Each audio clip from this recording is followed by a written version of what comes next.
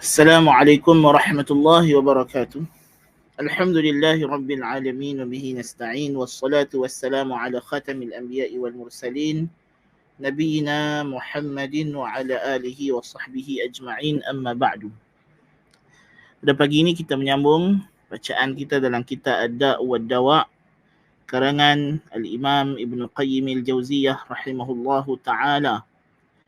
Dan sama-sama pagi ini kita akan membaca, menyambung perbincangan kita setelah mana kita bacakan pada kelas yang lepas bagaimana Syekhul Islam Ibn Qayyim rahimahullah ta'ala meneruskan kita kata dia punya statement, pernyataan berkenaan dengan manzilatul mahabbah, kedudukan cinta. Ya, cinta itu seperti yang dinyatakan oleh beliau pada fasal yang sebelum ini ialah adalah punca, adalah tapak asas bagi segala pergerakan, bagi motion dan locomotion dalam alam ini, ya. Dan kemudiannya beliau menyatakan faslun idza urifa dhalika fa kullu hayyin lahu iradah wa mahabbatun wa amalun bihasabih wa kullu mutaharrikin fa aslu harakatihi al-mahabbatu wal-iradah. Jadi pagi ini saya share terjemahan, translation dari kitab ini supaya yang tak erti bahasa Arab pun boleh follow, ataupun yang tak ada kitab boleh ikut. Jadi dia kata idza urifa dhalika, bila kita dah kenal, dah tahu perkara ini, maka setiap benda yang hidup, every living being, dia kata mempunyai kehendak, iradah, will, ya, dan ada cinta dan amal berdasarkannya. Ini setiap orang beramal mengikut kadar kehendaknya akan sesuatu, dia akan buat. Sejauh mana dia nak benda tersebut, dia akan berusaha lah. Kalau dia nak sungguh, dia berusaha sungguh. Kalau dia tak berapa minat, dia tak berapa nak berusaha. Kalau dia suka sungguh-sungguh satu benda, maka dia akan bersungguh-sungguh dalam usahanya. Kalau dia tak berapa nak minat, tak berapa berkenan, dia tidak akan berusaha dengan sesungguh-sungguhnya. Wa kullu mutaharrikin fa aslu harakatihi al-mahabbatu wal-iradah. Jadi semua benda yang bergerak, macam terjemahan dia kata di sini, everything that moves has an origin, love, and an urge to do the action. Itulah al-mahabbah wal-iradah. Setiap benda yang bergerak, maka punca gerakannya ialah rasa cinta akan sesuatu dan rasa berkehendak. Ya, ini benda yang dia nak dapat itu maksudnya.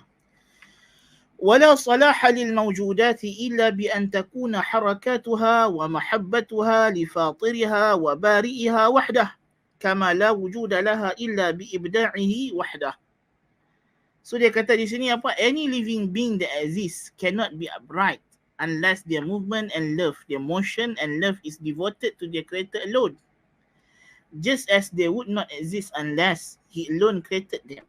So dia kata tidak ada kebaikan bagi segala alam ini melainkan jikalau pergerakannya, jikalau kehendaknya itu ditujukan kepada penciptanya yang satu, yang esa. Maknanya alam ni, makhluk ni, pergerakan dia, kehendak dia hanya dikira baik, dikira bermanfaat, dikira memberi faedah kepada alam ini jikalau pergerakan itu berpunca daripada cinta kepada Allah Subhanahu wa ta'ala. Cinta akan apa yang Allah Ta'ala cinta, benci akan apa yang Allah benci, memusuhi apa yang Allah Ta'ala musuhi. Itu sahaja. Pergerakan yang sebegini rupa, this kind of motion and locomotion, yang macam ini sahajalah yang akan, that will bring goodness, yang akan membawa kebaikan, yang akan membawa faedah kepada alam. Manakala segala pergerakan, tindakan manusia yang tidak dibina di atas rasa iman dan cinta dan tauhid kepada Allah Subhanahu wa ta'ala, dia akan mendatangkan kerosakan. Sebab itulah Ibn Qayyim rahimahullah mentarifkan keburukan, evil yang berlaku dalam alam ini sebagai apa yang dia kata asyarru adz-dzunubu wa mujabatuha. Keburukan itu ialah dosa. What is evil? Evil is the sins and its consequences. Ialah dosa dan kesan-kesannya. Tidak lain tidak bukan apa sahaja keburukan yang berlaku dalam alam ni, puncanya ialah kerana iradah ghairillah, mengkehendaki selain daripada Allah Ta'ala, mahabbah ghairillah, cinta selain Allah Ta'ala, yakni syirik dan dosa.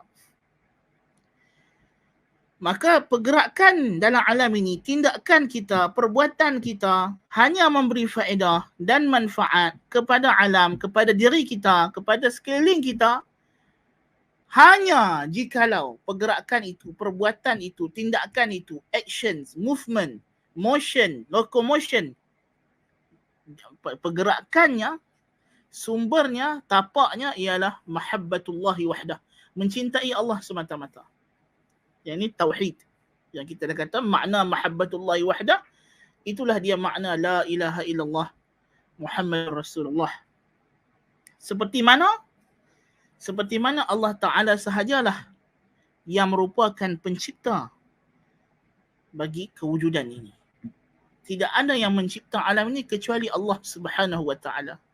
Maka apa yang berjalan mengikut kehendak Allah, peraturan Allah, ketetapan Allah, maka dia akan jadi baik dan elok. Dan apa-apa yang cuba untuk melanggar, yang cuba untuk melawan kehendak Allah, melawan perintah Allah, maka kesannya hanyalah kesan-kesan yang buruk, yang negatif. Itu maksud yang dia nak abang di sini.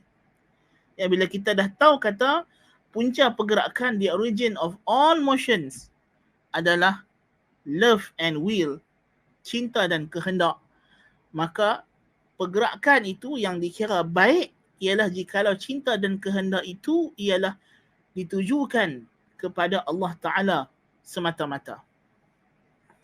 Jadi kita dah tahulah cara kita nak ukur sesuatu perbuatan itu, adakah dia mendatangkan kebaikan atau membawa keburukan.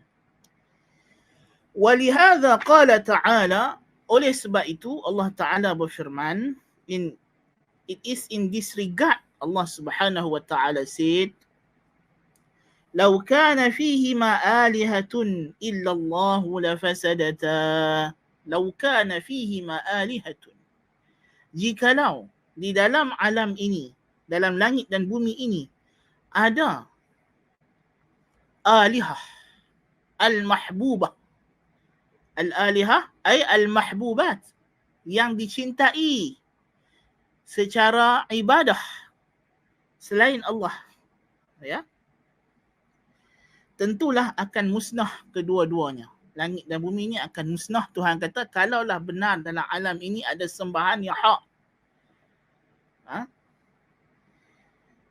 Dia kata jikalau dalam alam ini ada sembahan yang hak selain Allah, yakni yang dicintai, yang hak. Sembahan, menyembah maknanya ialah mahabbah, khauf dan raja, yang kita dah bincang sebelum ni. Kecuali Allah, la fasadata, pasti langit dan bumi ini akan rosak. Jadi kalaulah ada yang dicintai selain Allah Ta'ala seperti cinta kepada Allah, maka perbuatan itu akan mendatangkan kerosakan kepada bumi ini, ya, dan kepada alam ini. Walam yaqul subhanahu lamma wujidata wala kanata ma'dumataini wala qal la'udimata idh huwa subhanahu qadirun an yubqiyahuma ala wajhil fasad. ولكن لا يمكن أن يكون على وجه الصلاح والاستقامة إلا بأن يكون الله وحده هو معبودهما ومعبود ما حوتاه وسكن فيهما. Allah Subhanahu wa Ta'ala tidak berkata dalam ayat ini, "Lau kana fihima alihatun illallahu la'udimata au la fanaya." Tidak. Ya. Allah Ta'ala tidak kata kalaulah ada dalam alam ini, di langit dan bumi ini, sesuatu yang disembah selain Allah, yang hak, yang dicintai kerananya, kerana zatnya sendiri selain daripada Allah, maka pastilah dia akan hilang, rosak, musnah. Dia akan musnah. Tidak. Kerana kata Ibn Qayyim rahimahullah, as he is able to maintain them despite the corruption within them. Allah Ta'ala boleh kekalkan alam dengan berlakunya syirik, berlakunya kerosakan, berlakunya dosa. Allah Ta'ala boleh untuk tidak memusnahkan alam. Ya, tetapi Allah Subhanahu wa Ta'ala tidak akan menjadikan alam ini secara baik dan elok. Tetapi tidak akan ada baik dan elok, tetapi dia akan berlaku kerosakan, bencana, musibah. Ya, pasti akan berlaku. Ya, walaupun tidak musnah, tetapi akan berlaku di dalamnya apa dia? Kerosakan. Tidak mungkin sama sekali untuk ada dalam keduanya itu secara baik dan elok, melainkan Allah Ta'ala sahajalah yang menjadi sembahan kedua-duanya, kedua-dua penghuni langit dan bumi, dan sembahan apa yang dikandung langit dan bumi dan apa yang hidup yang dalamnya. Ya. This correctness and uprightness can only be achieved if Allah is the only one worshipped by them and all that they contain. Ini maknanya, kalaulah nak dapat kebaikan, maka dengan tauhid. Selagi mana tauhid ada, maka adalah kebaikan dalam alam ini. Tetapi jikalau tauhid tidak ada, maka kemusnahan akan mula berlaku, kerosakan. Kerosakan demi kerosakan, sehinggalah akhirnya barulah Allah Ta'ala musnahkan. Allah Ta'ala tidak akan musnahkan segera. Ya, sebab itulah nanti bila nak kiamat, Allah Ta'ala akan tarik dulu nyawa orang beriman, nyawa ahli tauhid, sehingga tidak ada lagi di muka bumi ini orang yang menyebut Allah Allah. Tidak ada lagi orang yang beriman kepada Allah. Barulah setelah berlakunya kerosakan, maksiat di merata-rata, maka barulah Allah Subhanahu wa Ta'ala akan jadikan kiamat. Kerana kerosakan puncanya ialah syirik kepada Allah Subhanahu wa Ta'ala. Semakin banyak syirik, maka semakin rosaklah alam ini. Semakin banyaklah bencana, semakin banyaklah perkara-perkara yang kita kata apa, tidak elok dan tidak baik berlaku dalam alam ini. Ya. Dan sebab itulah kalau kita nak kebaikan dalam alam ini, kita kena kembangkan tauhid. Jikalau tauhid semakin berkembang, tauhid semakin menguasai alam, maka semakin eloklah alam ini, semakin suburlah hasil mahsul buminya, semakin stabillah politiknya, semakin baguslah ekonominya, semakin sejahteralah sosialnya, mentalnya, semua. Ukuran dia ialah sejauh mana kita taat kepada Allah Subhanahu wa Ta'ala. Sejauh mana kita mempertahankan agama Allah Subhanahu wa Ta'ala. Jikalau kita nak negara kita ini mempunyai keamanan, ketenangan, sustainability,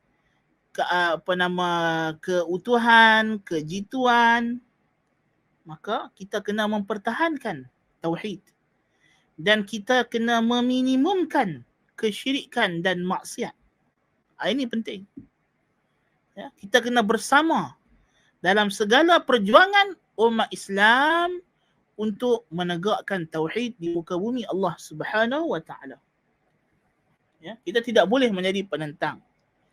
Hari ini kita di Malaysia, para penonton, para pendengar, semoga Allah Ta'ala merahmati kita semua dan mengampunkan kita. Kita tengok banyak perkara-perkara yang menyedihkan, ya, di mana kedudukan Islam itu kadang-kadang kita rasa tidak dihormati dengan sewajarnya. Ya. Kita baca di Twitter di negara barat, di Eropah, di London, di United Kingdom, di United States. Ya. Orang Kristian, orang kafir, etis masuk Islam hanya di tepi-tepi jalan, tuan-tuan. Ya. 2 hari lepas, 3 hari lepas tengok 3 orang adik-beradik di salah sebuah negara di United States mungkin, ya, ataupun di UK. Sama ada United States ataupun United Kingdom, salah satu ni lah, ya. Umur 7 tahun, 8 tahun, abang dia yang sulung tu yang besar sikit. 3 adik-beradik ni singgah di booth, kan, booth dakwah, street dakwah, kan. Dan dengar penjelasan dakwah dan sebagainya, masuk Islam tepi jalan, tuan-tuan. Ya, tepi jalan masuk Islam, tak ada masalah. Tapi pasal apa kita di Malaysia ni, yang negara Islam, yang Islam agama persekutuan, payah. Ya, tidak ada rasa ketenteraman. Ya, tidak ada rasa senang dan tidak rasa terbela. Kenapa di Malaysia ni masih lagi ada orang bila nak masuk Islam, kena masuk Islam secara sembunyi-sembunyi kerana takut. Ya. Ini benda yang kita kena fikirkan. Ya. Kenapa kita negara Islam jadi macam tu? Ya. Di Saudi, ya. Saudi buat kereta api, dia ambil pekerja Cina main buat landasan kereta api. 100 orang daripada mereka masuk Islam. Ya. Di Saudi kalau kita ada orang gaji, biasa dia ambil orang gaji, orang Filipin, orang apa, ya. Dia ada hotline, talian hotline untuk majikan dia ni call dan bagi orang pembantu rumah dia ni yang bukan Muslimah untuk dengar orang dakwah kepada Islam, penerangan tentang Islam dalam bahasa dia lah. Maksudnya ada kawan-kawan kami yang lulusan Islam Madinah daripada Filipin apa semua ni, mereka akan diambil kerja di bahagian ini. Ya. Dan mereka ni akan buat penghantaran percuma buku-buku, kitab-kitab untuk diberikan bahan bacaan untuk kenal Islam. Dan tidak ada paksaan. Dan kebiasaannya hidayah Allah Ta'ala dah jadi sunnatullah. Bila kita dakwah dengan cara yang betul akan diterima insya-Allah. Ini masuk Islam. Ya? Tapi kita di Malaysia begitu susah. Sedangkan pengasas dan mereka yang berjuang untuk kemerdekaan tanah air kita ini, seperti semoga Allah Ta'ala merahmati Tunku Abdul Rahman Putra Al-Haj, dia menginisiatifkan, mengasaskan Perkim untuk berdakwah kepada orang bukan Islam masuk Islam. Dia sendiri pergi ajak orang kalimah syahadah. Betul?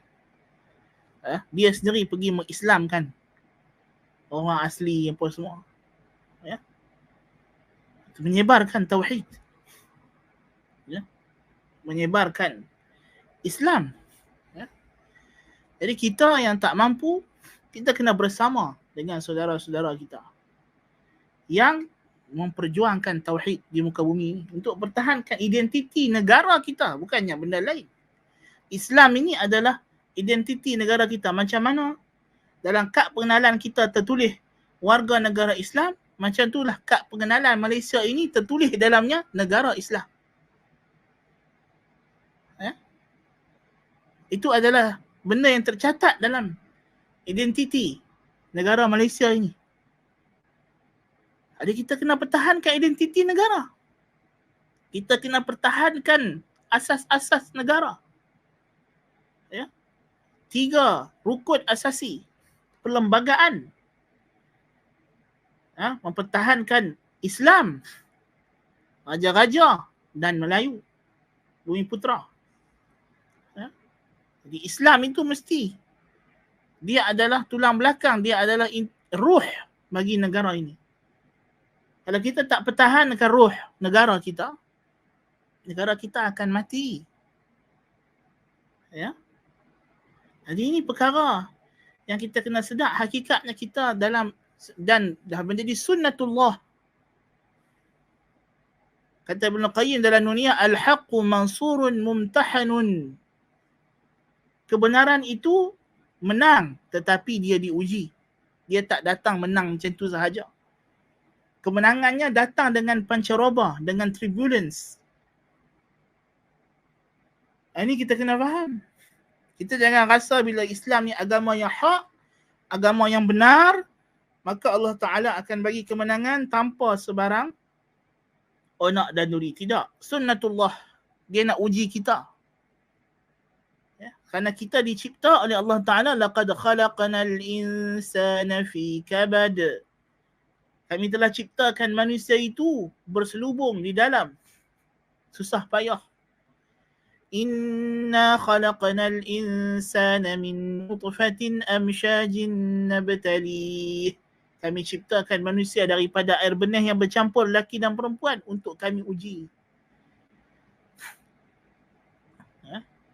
وَلَنَبْلُوَنَّكُمْ بِشَيْءٍ مِّنَ الْخَوْفِ وَالْجُوعِ وَنَقْصٍ مِّنَ الْأَمْوَالِ وَالْأَنفُسِ وَالثَّمَرَاتِ وَبَشِّرِ الصَّابِرِينَ.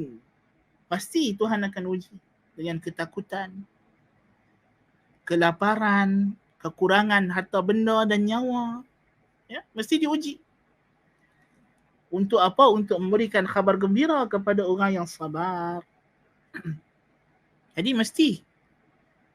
Jadi kita kena expect, kena jangkakan mesti akan ada ujian dalam rangka kita nak memartabatkan ruh negara kita, mempertahankan hayatnya. Ini perkara-perkara yang kita mesti sedar. Dan kita jangan biarkan golongan yang tidak faham perkara ini, yang membaca perlembagaan kita, undang-undang kita dengan bukan semangat perundangan itu, perlembagaan itu.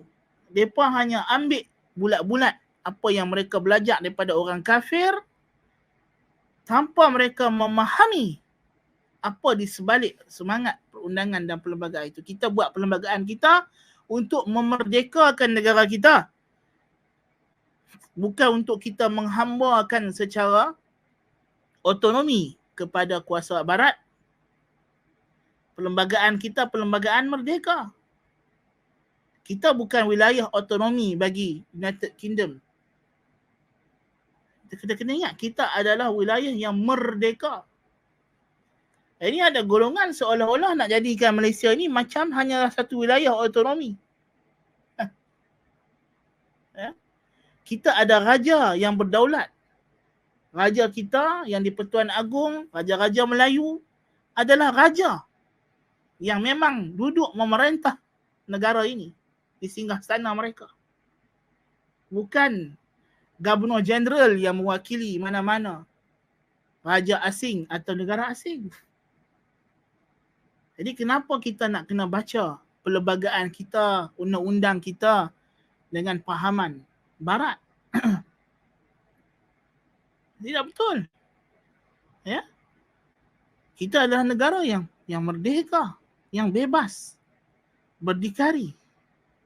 Ya. Jadi perkara-perkara yang macam ni asas untuk kita faham. Ya. Kita tidak perlu import apa-apa identiti negara luar untuk negara kita. Negara kita ada identiti tersendiri. Dan kita hidup di atas syarat ini dan social contract ini. Ya, siapa yang berkenan dengan social contract ini, dia boleh teruskan. Siapa yang tak berkenan dengan social contract ini, dia jangan cuba nak ubah. Dia boleh pindah, piduk di negara yang dia setuju dengan social contractnya. Ini masalah, ada golongan yang nak ubah social contract. Tak betul. Ya, kalau you rasa you berkenan dengan social contract yang ada di Amerika atau di United Kingdom atau di mana-mana negara barat, you pergi jadi citizenship negara tersebut. Ya. You tak perlu nak paksa negara kita ubah social contractnya untuk seperti negara tersebut. Ya. Ini ya, benda-benda yang umat Islam kena sedar. Ya. Ya. Kena ambil cakna. Saya tak tahu di Malaysia ini, subhanallah, ya. Kita kalau pagi-pagi kalau kita buka radio atau televisyen, adakah maklumat-maklumat perundangan, kes-kes tentang Islam yang berlaku di Malaysia ini dalam undang-undang, adakah ia diterangkan kepada masyarakat? Adakah pagi ni kalau kita buka Radio IKIM ataupun TV Al-Hijrah akan ada dipanggil pakar-pakar perundangan untuk menjelaskan isu yang sedang berlaku di Malaysia, masalah Mahkamah Persekutuan telah membatalkan satu enactment dalam undang-undang syariah di negeri Selangor ini, masalah isu agama, hak penjagaan anak-anak orang Islam dan status agama mereka. Wallahu alam, saya tak tahu. Ataupun TV-TV ini lebih sibuk dengan menjual barang-barang, ya, ataupun lebih suka dengan menghiburkan kita dengan, ya. Berbeza kalau kita buka radio yang ada agenda yang lain. Tak payah sebutlah nama radio apa, tapi radio-radio tertentu yang kita tahu agendanya nak menyebarkan ideologi tertentu dalam negara ini, dia berbeza. Isu-isu macam ni pagi-pagi lagi dia akan bincangkan, DJ itu sendiri akan bentangkan. Ya? Tapi bila kita buka radio yang kita harapkan diberikan kefahaman dan penerangan yang jelas kepada umat Islam situasi mereka sendiri dalam negara Islam ini, masih takut-takut, ya, kontroversi dan sebagainya. Ini benda yang kita nak mempertahankan identiti negara, ruh negara, social contract kita yang kita semua telah setuju untuk patuh. Ya. Kenapa ia dilanggar oleh golongan tertentu? Ini adalah perkara yang kita kena lihat. Ya, mempertahankan institusi teragung negara ini. Diwujudkan institusi raja dan yang di-Pertuan Agong, institusi yang tertinggi dalam negara, ya, dan dalam negeri. Tujuannya apa? Tujuannya ialah mempertahankan kedudukan agama Islam, hak bumi putera, bahasa Melayu, mempertahankan intisari perlembagaan. Ya. Itu sebenarnya tugas dan kenapa institusi itu dikekalkan sebagai identiti negara. Ya. Ini benda yang kita kena ambil tahu. Negara-negara barat, mereka mempertahankan institusi keagamaan. Ya. United Kingdom, United States of America, ya, dihormati, diletakkan pada kedudukan yang tinggi. Ya, sedangkan agama mereka agama yang tidak betul. Pada pandangan Islam, Islam sahaja agama yang benar. Jadi kita melihat, kita berkeyakinan penuh Islam adalah agama yang hak yang datang daripada Allah Subhanahu Wa Taala. Jadi kenapa kita tidak bersungguh-sungguh mempertahankan? Sedangkan inilah punca kepada kebaikan bagi alam ini. Punca untuk Allah Ta'ala redha kepada kita. Bila Allah redha, maka dia akan bagi segala kebaikan. Kalau Allah murka, kita jangan expect any of kindness and goodness. Even the thing that we receive seem to be good, tetapi percayalah, believe me, that inside it will not be as good as it seems. Ya, itu kita kena yakin, kita kena percaya perkara tersebut. Ya, baik. So dia kata, "Falau kana lil 'alami ilahani la fasada nizamuhu ghayat al-fasad. Fa inna kulla ilahin kana yatlubu mughalabata al-akhar wal 'uluwa 'alayhi وتفرده دونه بالإلهية إذ الشرك نقص ينافي كمال الإلهية والإله لا يرضى لنفسه أن يكون إلها ناقصا فإن قهر أحدهما الآخر كان هو الإله وحده والمقهور ليس بإله وإن لم يقهر أحدهما الآخر لزم عجز كل منهما ونقصه ولم يكن تام الإلهية فيجب أن يكون فوقهما إله قاهر لهما حاكم عليهما وإلا ذهب كل منهما بما خلق وطلب كل منهما العلو على الآخر وفي ذلك فساد أمر السماوات والأرض ومن فيهما كما هو المعهود من فساد البلد إذا كان فيه ملكان متكافئان وفساد الزوجة إذا كان لها بعلان والشول إذا كان فيه فحلان. Dia kata apa? Jikalaulah bagi alam ini, dia kata sini, if two God ruled the creation, the orderliness of the creation will have been corrupted and to the highest degree. Ya. Dia kata, jikalaulah bagi alam ini ada dua sembahan yang hak. Dua benda, dua entiti yang dicintai kerana zatnya, yang disembah, yang diabdikan diri kepadanya. Tentulah akan rosak kesejahteraan sistem alam ini serosak-rosaknya. Kerana setiap sembahan itu akan cuba untuk mengalahkan sembahan yang satu lagi dan mengatasinya dan hendak bersendirian dalam hak sebagai sembahan. Sebab itulah para penonton, para pendengar, kalau kita baca mana-mana pun kitab agama syirik, ini pun akan ada dalam cerita mereka itu tentang Tuhan-Tuhan yang bertelagah, yang berperang. Peperangan di antara Tuhan, war of gods. Memang benda tu tak betul, tak berlaku, tetapi itu adalah fitrah, itu adalah logik. Sebab itulah kita tengok agama-agama syirik itu walaupun dia berbeza benua dan daerah yang dia wujud, tetapi ada persamaan bila mereka sama-sama mengarang kitab khusus untuk menceritakan peperangan tentang peperangan Tuhan. Memang peperangan Tuhan tu mereka terbayang. Pasal itulah imajinasi yang logik. Jikalau ada banyak Tuhan, mesti akan berlaku pertelagahan. Mattakhadallahu min waladi wa ma kana ma'ahu min ilah idza ladhhaba kullu ilahin bima khalaqa wa la ala ba'dhum ala ba'd, seperti akan datang ayat nanti. Jadi hakikatnya begitu. Kerana syirik berkongsi ini menafikan kesempurnaan kok mana pun, sedangkan ilah, sembahan, Tuhan adalah identiti yang sempurna. Sebab itulah syirik secara logiknya tidak elok, tidak baik.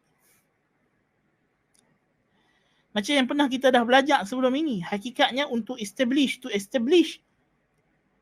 the uniqueness of God, dia adalah perkara yang bersifat fitrah, bersifat fitri, amrun daruriyun, fitriyun. Ma'rifatu qubh syirki daruriyatun fitriyah. Mengenal dan mengiktiraf kejelekan syirik itu adalah perkara yang mesti dan pasti dan fitrah. Secara logiknya, Tuhan adalah entiti yang sempurna, yang paling sempurna, maha sempurna, dan syirik secara fitrahnya diketahui ianya adalah kekurangan. Ianya adalah ketidaksempurnaan. Jadi Tuhan sifatnya dia nak sempurna dalam semua perkara. Dan di antara perkara yang mustahak bagi ketuhanan ialah sempurna dalam dia punya sovereignty dan juga lordship. Dan wujudnya syirik akan menafikan perkara ini. Syirik dalam ibadah akan menafikan kesempurnaan Tuhan dalam rububiyahnya. Akan menafikan kesempurnaan Tuhan dalam nama-nama dan sifat-sifatnya. Tidak dapat tidak. Sebab itulah dia adalah perkara yang merosakkan tauhid secara keseluruhannya. Jadi dia kata, kod mana pun kalau ada ya sembahan-sembahan selain Allah Subhanahu Wa Taala ini, pastilah setiap satunya akan cuba untuk mengalahkan yang lain dan mendapatkan hak untuk disembah itu seorang diri, berseorangan. Kerana syirik menafikan kesempurnaan ketuhanan. Dan Tuhan tidak redha bagi dirinya untuk menjadi Tuhan yang tidak sempurna. Betul tak? Ya, of course. Ini adalah logik. Jikalau salah seorang daripada dua sembahan ini berjaya mengalahkan sembahan yang lain dan menaklukinya, maka yang mengalahkan itulah yang layak disembah dan yang dikalahkan itu tidak layak lagi untuk dipanggil Tuhan. Akhirnya kod mana pun akan balik kepada satu. Dia tidak akan jadi banyak. Jikalau salah satu daripada keduanya tidak mampu mengalahkan yang lain, maka tidak mesti ada Tuhan yang lagi besar di atas. Sebab itu bila kita tengok mereka cerita pasal Tuhan-Tuhan berperang sama mereka, tetapi Tuhan-Tuhan yang perang ini digambarkan sebagai Tuhan-Tuhan yang bawahan. Dan di atas mereka ada lagi Tuhan, segala Tuhan yang merupakan hakim, pemutus hukum di kalangan Tuhan-Tuhan yang lainnya juga. Sebab itu sahaja logik yang manusia mampu capai. Dan memang itulah hakikat realiti alam pun macam itu. Ya, realiti kewujudan bukan sekadar alam. Tetapi adalah the reality of the existence. Ya, memang macam itu. Jikalau tidak, tentulah kemungkinan yang ketiga, kalau tidak ada juga Tuhan yang paling tinggi di atas, maka setiap sembahan tadi akan mengawal ciptaannya. Sebab syarat sesuatu sembahan itu adalah hak, adalah benar, ialah dia adalah pencipta bagi sembahannya. Syarat untuk sesuatu benda itu layak disembah sebagai sembahan yang hak, ialah dia adalah pencipta, penjaga yang memberi rezeki kepada yang menyembahnya. Ya. Jadi tentulah mereka ini akan mengawal ciptaan masing-masing. Dan boleh bayang, ya, apa nama, jikalau dalam alam ni ada Tuhan yang banyak yang mengawal ciptaannya masing-masing. Bayangkan, penganut agama ini sekian, minta sekian hajat. Yang ni minta hajat yang lain. Dan Tuhan masing-masing akan memperkenankan hajat. Bukankah akan berlaku pertembungan yang dahsyat dalam kejadian alam? Akan berlaku pertembungan di antara hujan dan panas sejuk dengan panas lembap dan kering. Sakit dan sihat, hidup dan mati, tua dan muda. Akan berlaku pertembungan dalam sistem alam ini yang maha dahsyat. Akan rosaklah sistem alam. Jadi kod mana pun yang kita terbayang jikalau ada syirik dalam alam ini, akan berlakunya kerosakan. Seperti mana bila ada dua raja dalam negeri yang berperang, berebut jawatan. Dua pemimpin politik. Yani kita tengok negara kita, bila makin banyak perebutan politik, makin huru-hara kaca bilang, betul tak? Tetapi pasal apa kita masih sustain lagi, walaupun ahli-ahli politik di bawahan ni bertumbuk, bercakap, bergaduh sekan, ya, kalah lebih teruk daripada anjing gaduh dengan anjing lagi, ya. Kerana kita ada satu sistem di atas, iaitulah sistem raja-raja yang tidak terlibat dalam perkara ini, hakim yang lebih tinggi, ya, yang memastikan pentadbiran awam berjalan. Kerana orang nama perkhidmatan awam, mereka tidak bekerja di atas nama ahli politik. Mereka melaksanakan urusan mereka atas nama Seri Paduka Baginda. Jadi kerajaan bertukar ke, kerajaan terguling ke, tergolek ke, terlingkup ke, terlangkup ke, tidak ada kaitan. Ya. Kerana mereka melakukan kerja harian mereka itu atas nama yang di-Pertuan Agong. Kan? So mereka boleh terus bekerja, tidak ada masalah. Kan? Jadi itu, sistem itu menyebabkan kita dalam keadaan stabil. Ya. Tapi kalau tidak ada yang di atas itu, memang jahanam lah.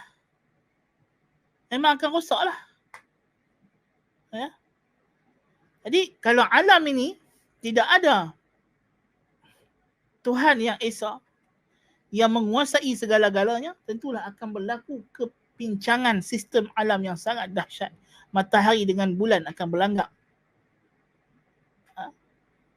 Awan dengan langit akan berlaga. Allahul Musta'an. Awan dengan pelbagai jenis awan akan berlanggak dan berlaga. Ya. Bumi akan collide dengan planet-planet lain. Allahul Musta'an. Ya. Laut dengan sungai akan bertembung. Ayak dengan daratan. Ya. Tapi bila kita tengok sistem alam yang begini tersusun atur, kita tahu dalam alam ni ada satu saja pengawal, pencipta. Allahu Akbar kabira. Ya. Demikian juga rosaknya isteri jika ada dua suami, dua lelaki. Ya. Akan rosak benih keturunan. Unta betina jikalau ada dua jantan. Ya.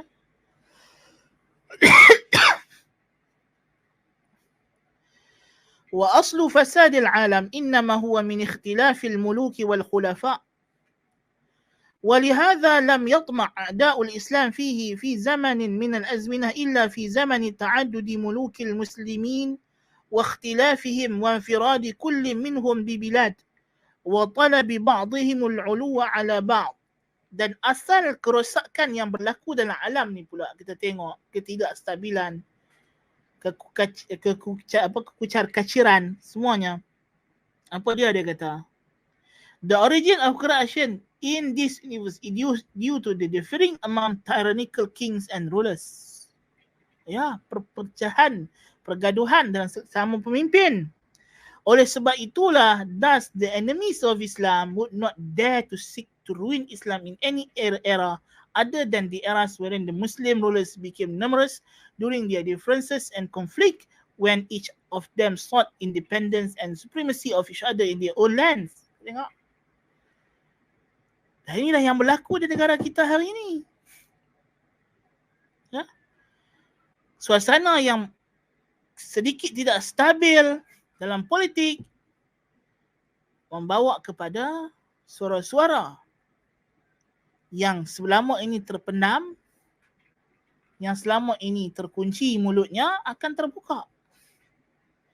Ya, suara-suara yang kita tidak dengar semasa kita hidup dalam suasana yang politiknya stabil. Ya. Tapi hari ini kita dengar suara-suara itu yang menyentuh tentang identiti asas jantina negara kita. Ya. Islam ini adalah ruh negara, adalah rupanya, adalah badannya, jantungnya, jantinanya. Subhanallah. Ya. Jadi ini perkara yang bila dipertikaikan kedaulatan Islam dalam negara ini. Ini adalah bahaya. Ya. Kita kata keluhuran perlembagaan. Kenapa perlembagaan itu luhur? Kerana dia dibina untuk mempertahankan Islam. Bukan sebaliknya. Dia dirangka dengan semangat untuk menjadikan Islam sebagai identiti negara.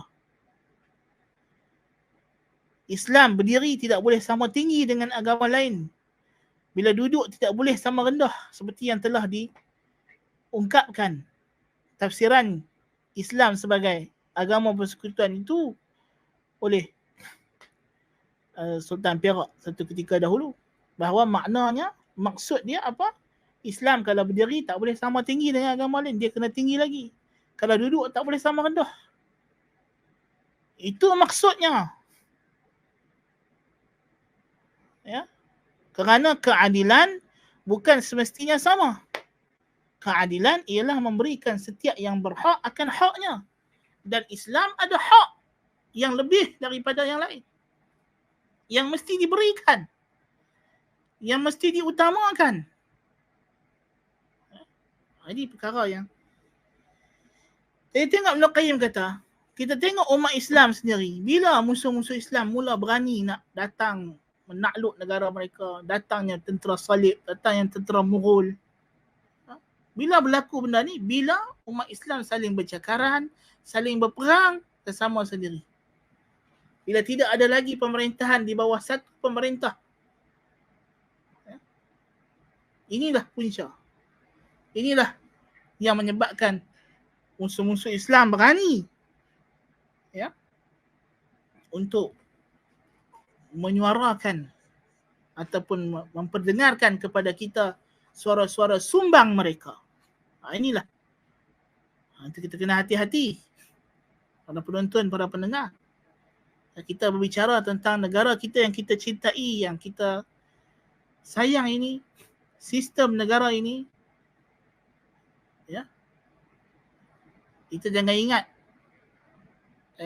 kalau kita tidak mengambil bahagian dalam mempertahankan perkara tersebut, dia akan terus bertahan dengan tidak, kerana musuh-musuh negara ini boleh menyelinap masuk sebagai siapa pun dengan apa pakaian dan uniform sekalipun. Itu kita kena hati-hati.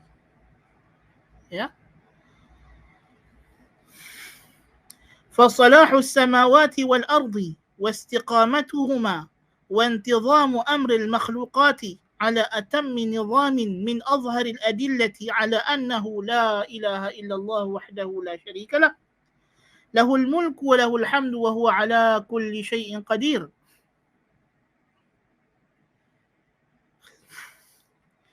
وأن كل معبود من لدن عرشه إلى قرار أرضه باطل إلا وجهه الأعلى. Tengok Ibn Qayyim kata, the rectification of the heavens, of the earth, and the uprightness and order of the creation in such a perfect manner is from the most obvious proofs that there is none worthy of worship except Allah alone without any partners. To Him alone belongs complete sovereignty and praise. He is able to do all things, and that every other thing that is worshipped besides Him, from the lofty heavens by the mighty throne to the depths of the earth, is worshipped in falsehood. Kata Ibn Qayyim rahimahullah, kesejahteraan alam ini dan kestabilannya dan tersusunnya sistem perjalanan segala makhluk dengan sempurna adalah di antara bukti yang jelas akan keesaan Allah Subhanahu wa taala. Sebab itulah hakikatnya Tuhan. Tuhan bukanlah sesuatu entiti yang kita perlu cari dalil. Bukan sesuatu yang perlu kita. Perlu, bukannya tak ada dalil. Dalil banyak. Tapi bukan sesuatu yang perlu kita cari dalil untuk mengetahui tentang kewujudan dan keesaannya. Sebaliknya, dia adalah dalil. Sebaliknya, Allah adalah dalil kepada kewujudan makhluknya dan kesejahteraan makhluknya. Allahu Akbar kabir.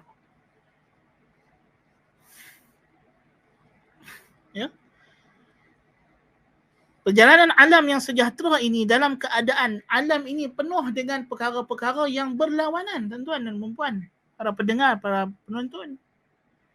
Dan kita sebut alam ni secara setiap benda makhluk yang wujud, dia adalah kontradik. Lelaki, perempuan, negatif, positif, panas, sejuk, lembap, kering, darat, air, sungai, laut, ayak masin, ayak tawak, garam, gula, api, air, dalam keadaan dia adalah sesuatu yang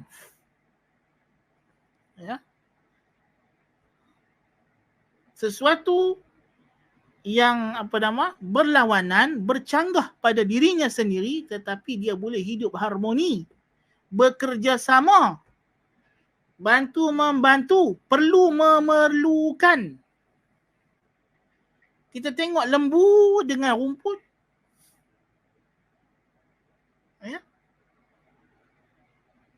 Rumput, tumbuhan, pokok-pokok. Kita nak bagi baja, kita pakai baja tek lembu. Lembu, dia nak hidup, nak survive, makan rumput, makan pokok. Kitaran lembu dengan rumput itu pun Sudah cukup mengagumkan, tuan-tuan. Tak masuk lagi rantaian makanan lain, manusia pula tambah ke atas. Ya. Hubungan kita dengan tumbuh-tumbuhan, dengan udara, ya. Spesies yang berbeza, kingdom yang berbeza, bukan sekat spesies, tuan-tuan, kingdom, different kingdoms. Ya. Tapi saling perlu memerlukan, saling melengkapkan. Dia ada unity and diversity. Inilah unification in differences. Dalam keadaan dia different, tetapi dia unified, bersatu. Kerana apa?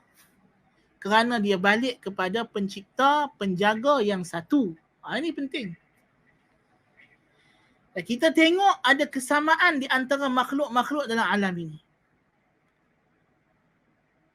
What can we conclude from that? Apa yang kita boleh buat kesimpulan daripada perkara tersebut? Kesimpulan yang kita boleh buat ialah kesatuan pencipta dan pemelihara, penjaga dan pentadbir. Ya. Kita dapati ada dua novel. Kita baca ayat isi kandungannya, walaupun dia cerita yang berbeza, satu novel seram, satu novel cinta, tetapi kita dapati ada pattern corak yang sama, laras bahasa yang nak hampir sama.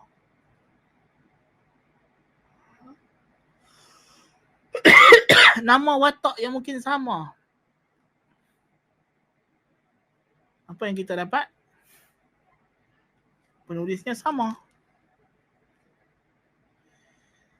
Ada dua baju yang berbeza. Satu baju jubah, satu baju kemeja.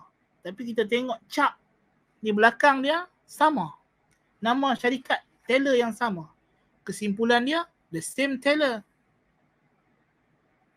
Ya.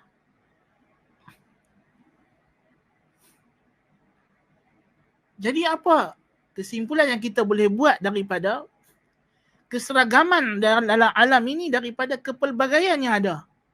Ialah keesaan pencipta dan pengaturnya. Ya, itulah kesimpulan yang logik. Ya.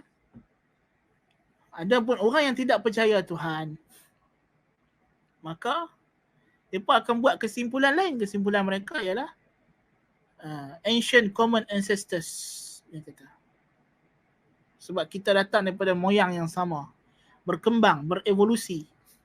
Sebab itu sebenarnya berdalilkan, berhujah dengan evolusi untuk menafikan kewujudan Tuhan adalah secular arguments. Secular argument. Sebab apa secular argument? Sebab teori evolusi itu sendiri tidak boleh berdiri, tidak boleh mampan dan tidak boleh menegakkan dirinya sendiri, melainkan dengan ideologi menafikan Tuhan. Ya. Sebagaimana you jadikan teori yang dibina di atas penafian terhadap kewujudan Tuhan sebagai dalil ketidakwujudan Tuhan. Tak betul. Tak betul. Itu adalah secular argument. Itu adalah al-musadarah ala al-matlub. Ya. Satu one type of logical fallacies. Ya. Yang mesti kita tidak akan terima dalam kehidupan kita. Bagaimana kita boleh redha pemikiran yang sebegini untuk akidah dan agama kita? Ya. Jadi keesaan Allah Ta'ala, kewujudan Allah Ta'ala itu jelas dan terang sekali daripada kejadian alam ini. Dan bahawa semua sembahan daripada arash, bawah arash Allah, semua makhluk yang ada dalam alam daripada bawah arash sampailah ke dalam bumi, ya, seluruh alam ini adalah batil. Yang hanya satu-satunya sembahan yang hak ialah Allah Subhanahu wa taala. Tuhan yang Nabi kita seru panggil dia, Rabbunallahu allazi fis sama'.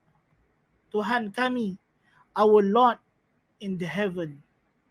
Tuhan kami yang berada di atas langit, di atas singgasananya. Inilah saja yang sembahan yang hak. Sebab itulah Nabi SAW tanya kepada Jariyah, Aina Allah? Di mana Allah? Aina al-ma'bud? Allah al-ma'bud. Makna nama Allah ialah yang disembah. Aina al-mustahiqqu lil-ibadah? Di manakah beradanya zat yang layak untuk disembah?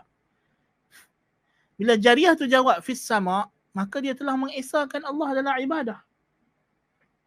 Tidak ada agama syirik dalam alam ini melainkan mereka menyembah sembahan yang lain daripada di atas arasy. Mereka menyembah yang di bawah dari arasy. Ya. Seperti yang telah kita belajar dalam kelas-kelas kita yang lain. Baik. Qala ta'ala, mattakhadha Allahu min waladin wa ma kana ma'ahu min ilah. إذا لذهب كل إله بما خلق ولعلى بعضهم على بعض سبحان الله عما يصفون عالم الغيب والشهادة فتعالى عما يشركون. Allah tidak ada anak dan tiada bersamanya sebarang sembahan yang lain.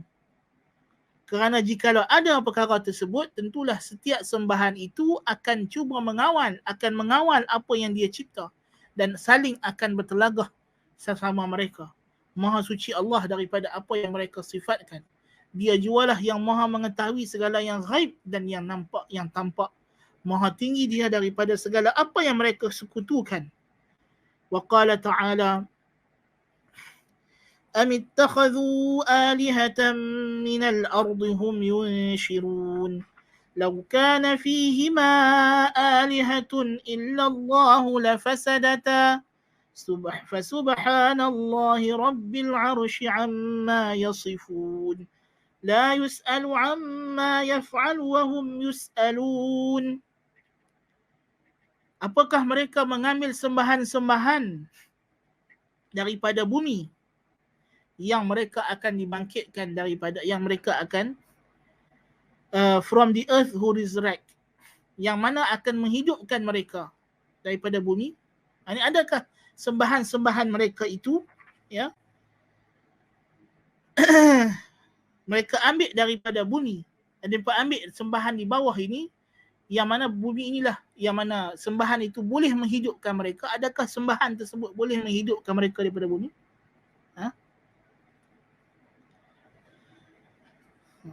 Yang adakah sembahan mereka itu boleh menghidupkan mereka balik dalam mati? Tuhan celah. Sembahan-sembahan yang mereka sembah ini, malaikat, jin, manusia ini tidak boleh menghidupkan yang mati. Allah Ta'ala yang menghidupkan yang mati. Jikalau ada dalamnya sembahan yang hak kecuali Allah, akan musnah langit dan bumi. Maha suci Allah, Tuhan pemilik arasy daripada apa yang mereka sifatkan. Tidak ditanya akan apa yang dia lakukan, tidak dipersoalkan. Ya. Kerana Allah Subhanahu wa taala Maha bijaksana dan pemilik alam ini. Dia yang tuan, empunya hak. Sebab itu kita tak boleh persoalkan Allah Subhanahu wa taala.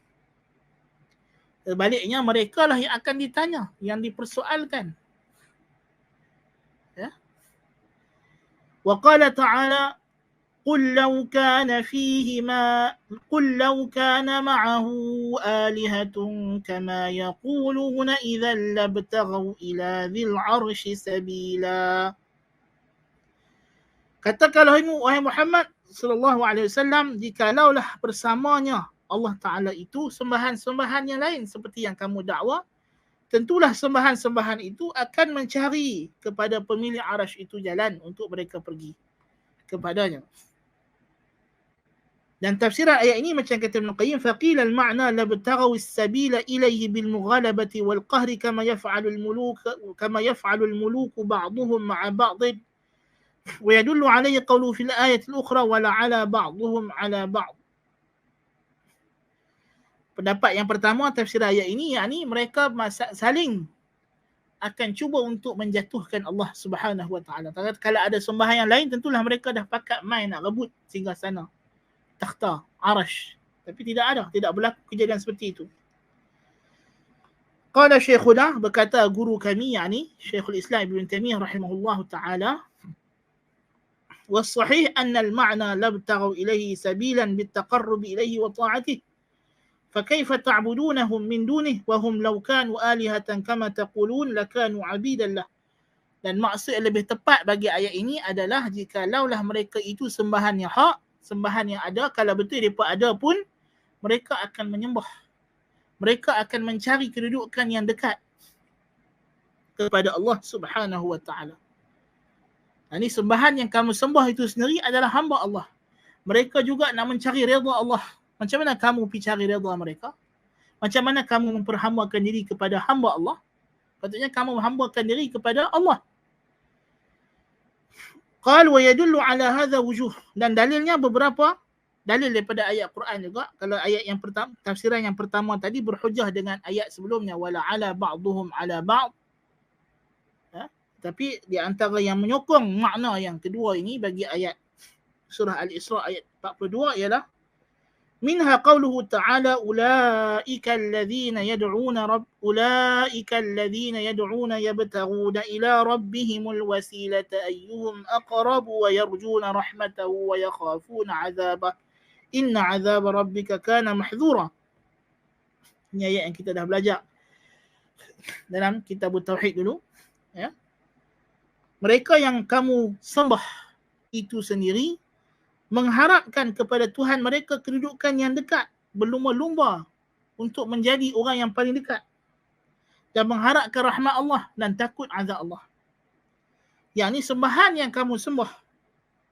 Ay haula'i alladhina ta'budunahum min dunihum ibadi kama antum ibadi yarjuna rahmati wa yakhafuna azabi falimadza ta'budunahum duni.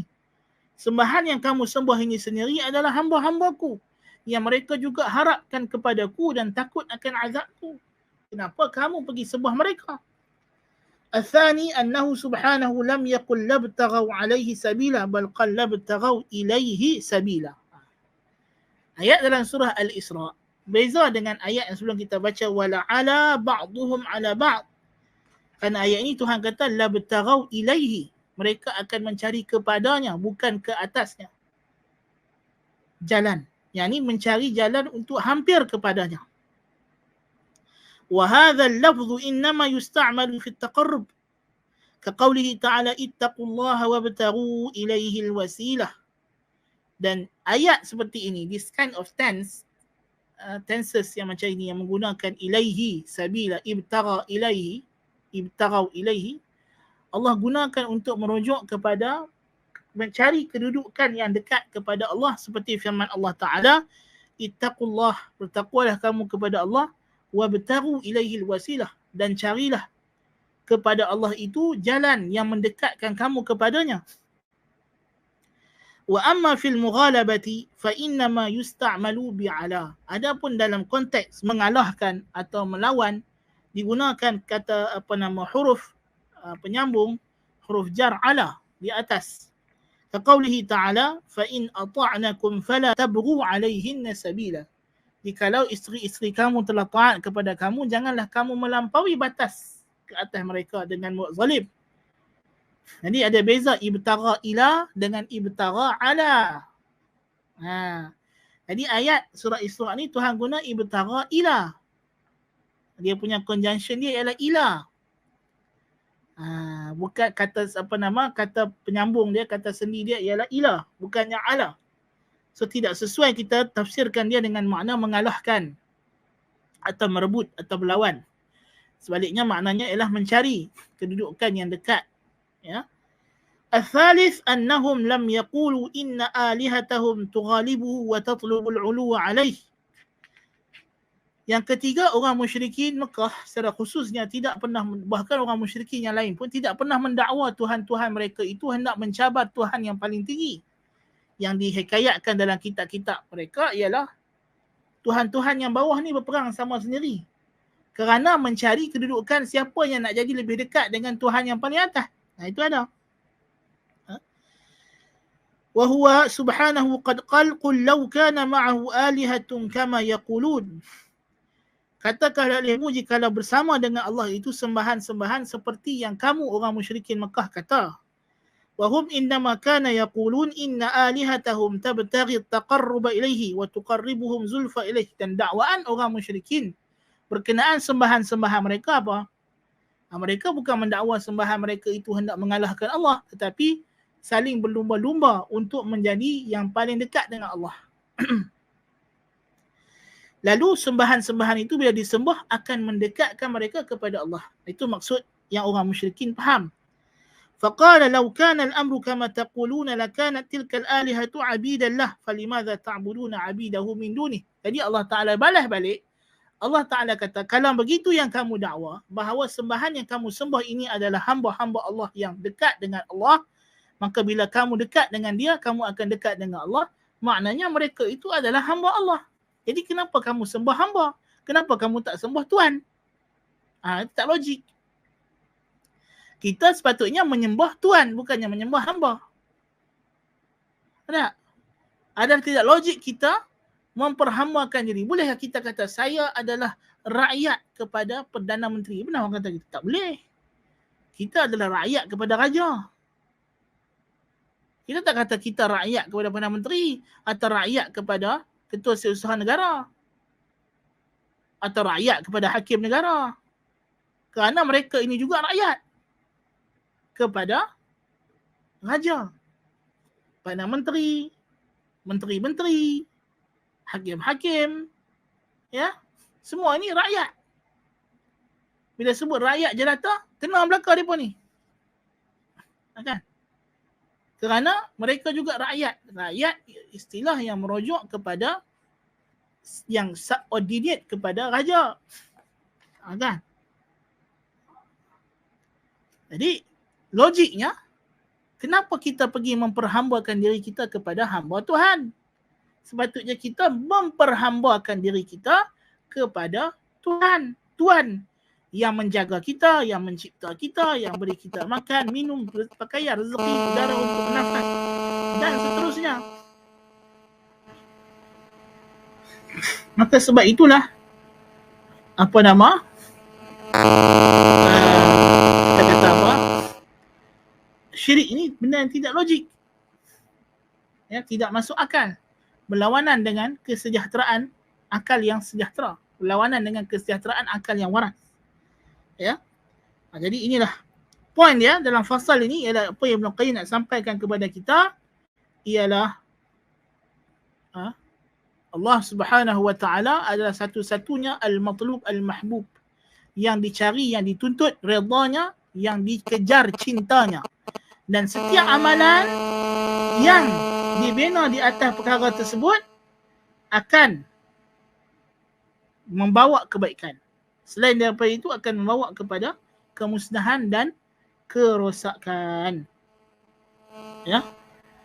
Jadi itulah dia. Jadi sekadar itu dulu untuk pembincangan kita pada pagi ini. Jadi kita bercukupan sekadar itu dulu untuk pagi ini, insya-Allah. Kita akan sambung perbincangan kita pada waktu yang lain. InsyaAllah ta'ala pada minggu depan nanti ada kelas. Anda tak dapat buat kelas sebab ada orientation lagi. Kita akan sambung lepas itulah bi'idznillah ta'ala. Baik, kalau ada persoalan silakan.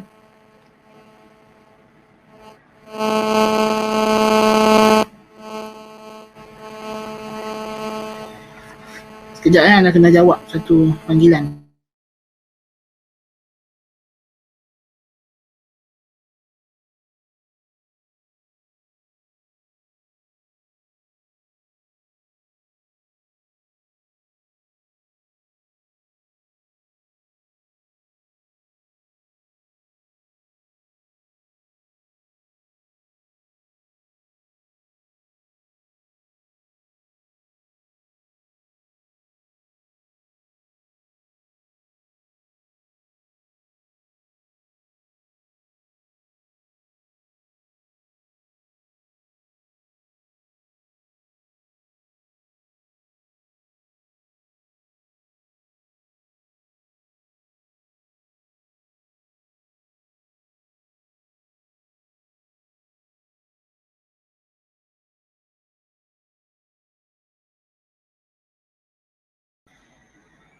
Baik, sorry.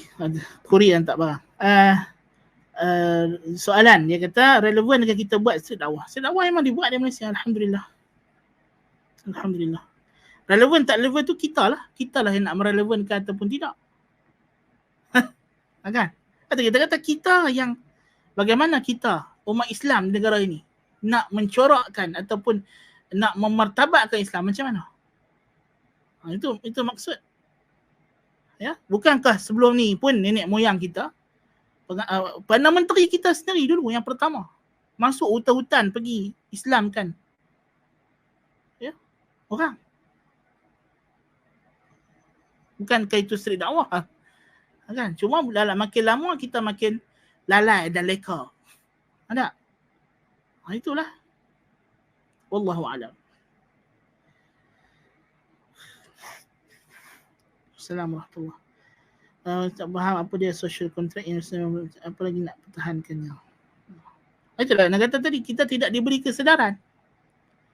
Ya, rancangan-rancangan keislaman yang diberikan kepada kita dia lebih kepada candu.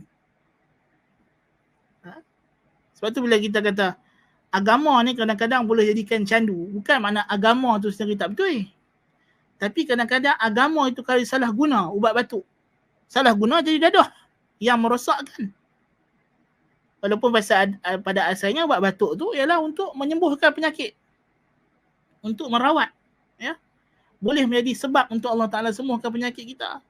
Tapi kalau kita salah guna, rosak badan juga. Jadi agama pun digunakan nama agama, tapi untuk melekakan, melalaikan masyarakat. Diberikan kita gambaran yang tidak betul tentang agama. Dan ini adalah taktik mana-mana orang yang cuba nak mengelirukan orang Islam. Kita tengok bila penjajah datang. Inggeris datang tu dia kata apa? Kita tidak kacau Malay customs dan juga hal ehwal Islam. Dia cakap dia tak kacau. Tapi practically, apa yang dia tak kacau dalam negara kita ni? Tapi kita termakan dengan kata-kata manis. Orang Melayu mudah digula-gulakan. Sorry to say lah, tapi itulah. Kan? Kita dapat candy macam budak kecil. Kan? Asalnya nak beli mainan apa semua, bagi candy lupa. Kan? Tujuan asal tu lupa tu. Datang Portugis, datang Belanda, mereka terang-terang attack Islam. Kita lawan. Orang putih main, dia cakap, dia habak di mulut, menanam tebu di bibir. Kita terus percaya. Sebab kita suka minum tebu. Kan? Inilah masalah. Kan?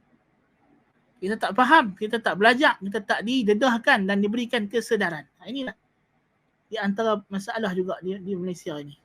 Ya. Terang kita nyatakan bahawa umat Islam tidak diberi cukup pendedahan, semangat. Dan mungkin juga ahli-ahli politik ni takut. Kehilangan kursi, kehilangan kedudukan, kehilangan sumber keuangan, fund dan sebagainya. Ya, mereka cuma menyembunyikan fakta dan hakikat. Tidak dapat dinafikan ahli politik ni apa benda jahat yang mereka tak buat, yang mereka nampakkan kejahatan itu seperti kebaikan. Allahul Musta'an. Jadi itu kita kena hati-hati. Jangan kita ta'assub pada parti apa semua, percaya bulat-bulat. Tak boleh. Parti apa pun tak ada percaya. Kan? Kita sendiri kena menggunakan rasional kita, kebijaksanaan yang Tuhan bagi kepada kita untuk membuat penilaian, minta bantuan dan bimbingan daripada Allah Subhanahu Wa Taala untuk tunjukkan kebenaran kepada kita.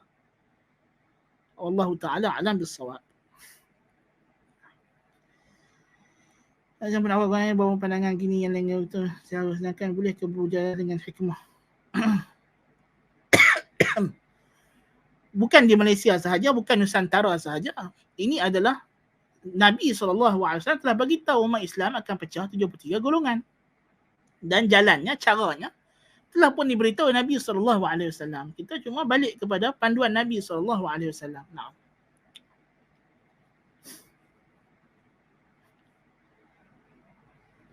Baik, tak ada soalan kita. Tak ada soalan kot. Itu ya.